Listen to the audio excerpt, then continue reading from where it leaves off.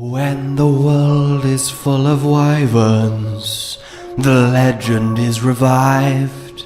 Meat is eaten, bone is crunched, and blood is sucked up dry.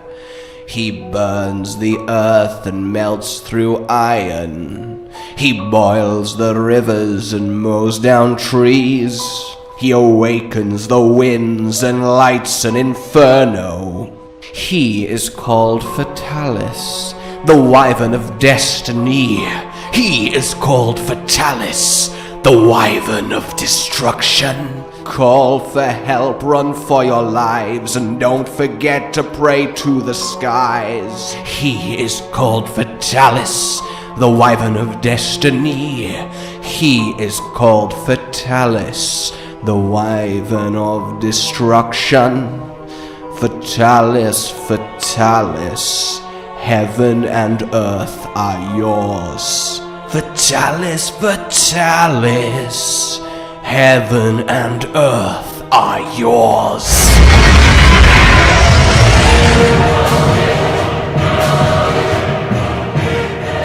That then was a folk song known throughout all the land, telling, prophesizing of the second coming of Fatalis, the legend of the Black Dragon, and when he rises once more, well, it will be for realsies, because the earth will be purged in flames, and he will sit atop the ashes.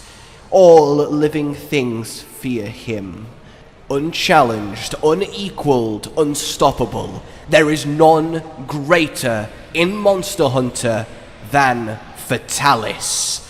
So I'd rather not be on his bad side by not giving him his own lore video. I've touched on him before very briefly, but there is so much to get into here. And I know this has all started fairly heavy. So first, exclusive footage of Fatalis stepping on a Lego. Fatalis then is a creature of legend, but this legend is very real. But before we learn his role in the history of the world, of which he plays one of vital importance, let's first understand the Fatalis itself. After all, we're only here for his classified as a first-class dangerous monster, a black dragon, of which there are only a handful. They stand at the epitome of nature's wrath, and Fatalis stands at the pinnacle of even this ungodly coalition. He then is not just a black dragon, he is a black dragon, uniquely amongst all creatures based on the traditional Western dragon. What you think of when I say, draw me a dragon!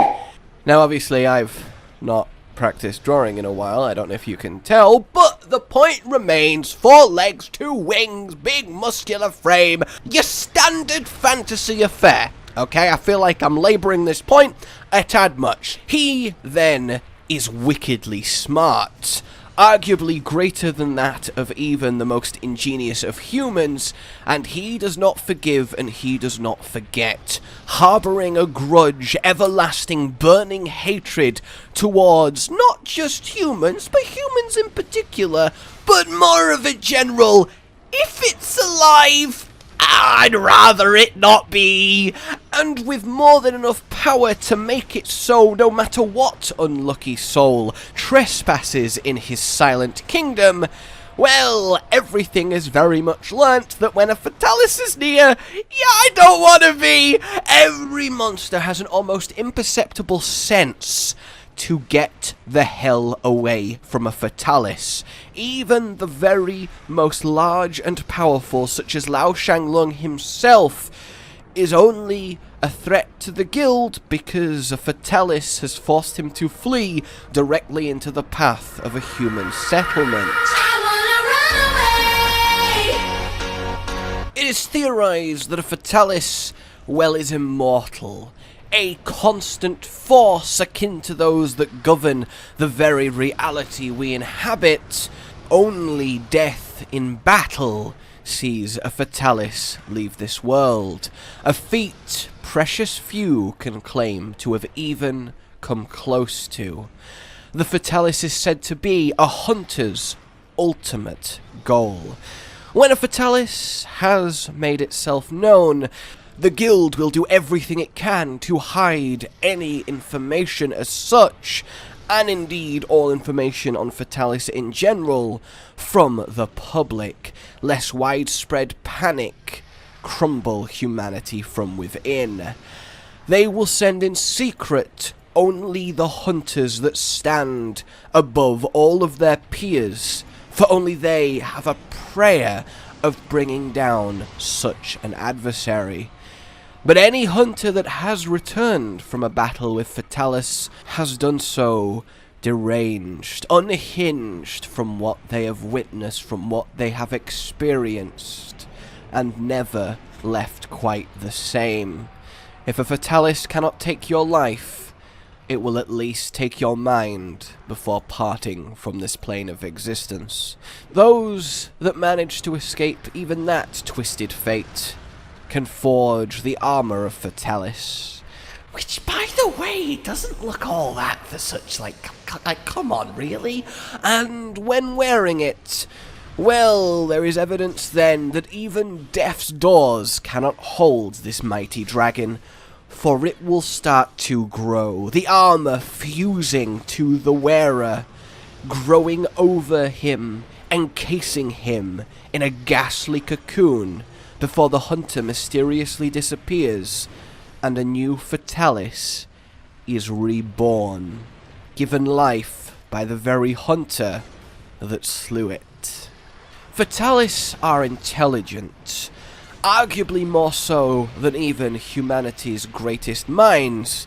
They have learnt from those that they hate. They have seen us turn their fellow monster brethren into armor and weapons, and they do the same to us, in a twisted display of vengeful cruelty. They will melt down their fallen foes with a fiery breath that puts all others to shame, reaching temperatures unmatched by any other, even Elder Dragon. Fatalis' control of flame exceeds perhaps even that of Teostra and Lunastra, even able to produce great clouds of blast powder that make Teostra's look tiny in comparison.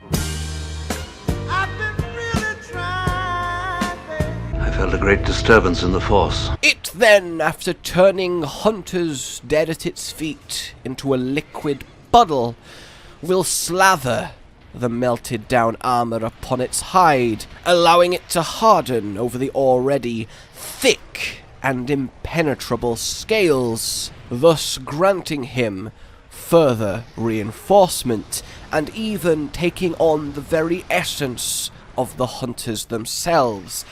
That's right! Fatalis has attack plus 9,828. Its wings, as hard as steel yet flexible as silk, able to power even his bulky frame skywards and fly with precision and speed that makes all save the rocket-powered Elder Dragon look like fledglings freshly fallen from the nest. His physical strength is indomitable. He would be able to force his body at a charge to punch holes through a blast door, crunching rock to powder twixt his jaw that makes a T-Rex's bite look like cuddle time. He is quintessentially the ultimate monster, equipped even with one of the silliest tongues ever discovered. Oh, and Fatalis weapons? If you listen to them, you know, like a seashell, you put it to your ear, you can hear the sea. Yeah, Fatalis weapons, when you listen to them, sound like they're screaming. So, that's not horrifying at all. But make no mistake, despite the power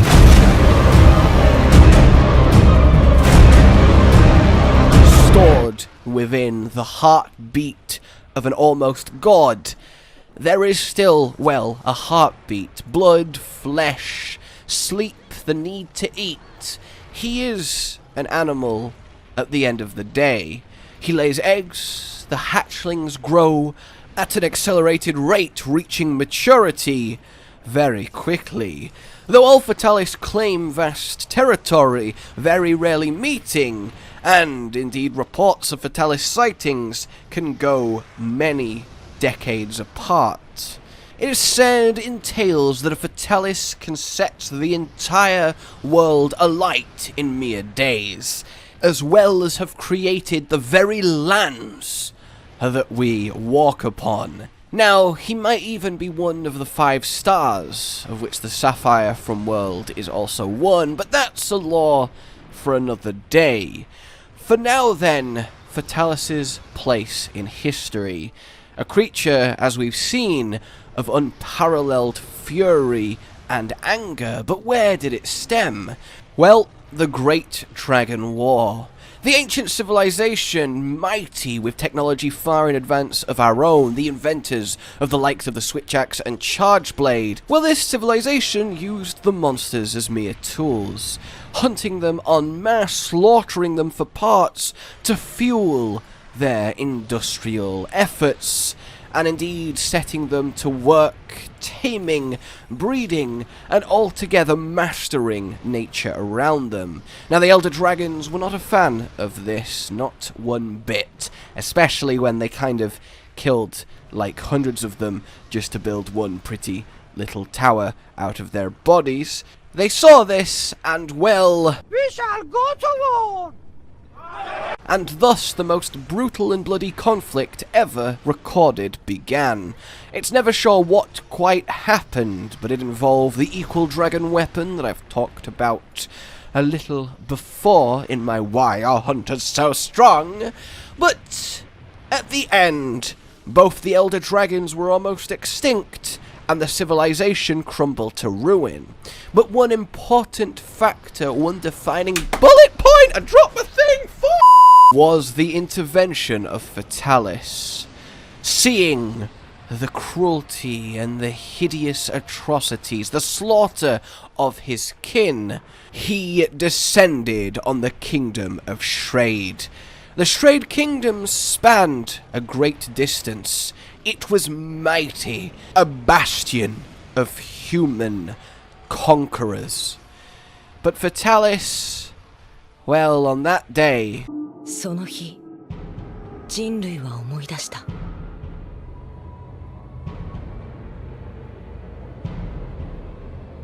Every man, woman, and child hunted down to the last. Screams fading out into the night. The burnt bodies of all lining the very streets. Every building razed to the ground. The army tossed aside like autumn leaves on the breeze. He would not stop until there was nothing left. The sky darkening, akin to his heart. He was left twisted in hatred. No more life to ever permeate for miles around. Shrade was reduced to but a whisper of history, forever etched into the annals of time, of what should happen should humanity ever cross Fatalis again.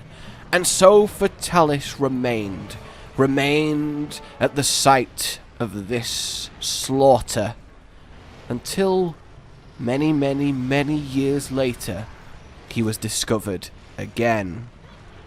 And foolishly, hunters confident took up arms against him. This then is when fate diverges.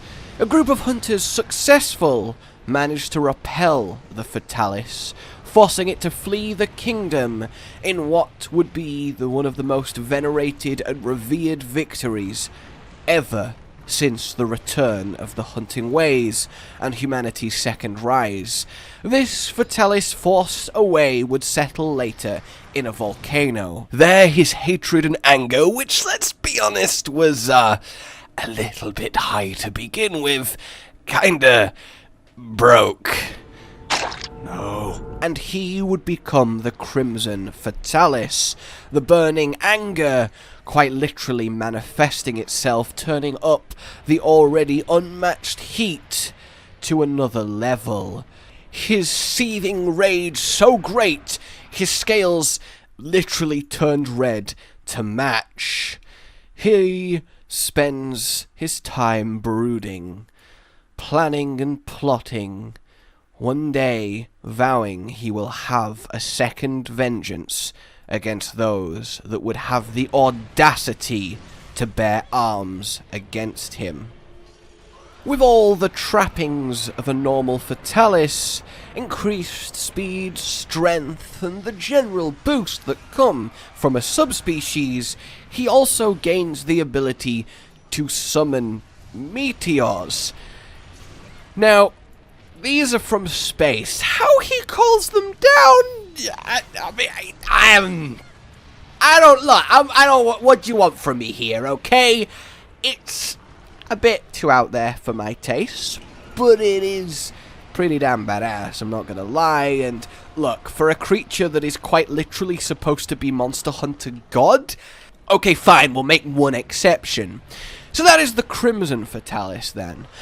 All that's left is the final form of Fatalis, and the most almighty by far. Stop! You better not finish that comment about Frontier. It is the White Fatalis. Reaching this state by simply age, this timeless creature then has lived forever so long. Said to be the one that attacked Shrade, having survived and repelled all that have come to put him down. He now has traded in the Inferno for dragon-powered lightning, causing great thunderbolts to strike, lines of pure red destruction, equipped with all the physical traits, but so greatly enhanced of that of a regular Fatalis, even placing hand upon its hide will shred you to ribbons. Going through a much more stark physical transformation than its lesser forms, the one giant horn on the Crimson, which was the result of a hunter breaking the previous one and it growing back oversized. But White Fatalis is then a more antler-like majestic crest, his face much less reptilian, the soft glowing fur of age lining his chin and back, giving him an almost ethereal light about him. When angered, lightning froths at his maw, his eyes gain a shade of red streaks, as does his crimson body light up in defiance. He is more deadly than any monster has any right to be. But he has one signature attack. Combining then his dragon element with the largest and most potent thunder organ of all monsters, he will fly high into the air and rain down the apocalypse.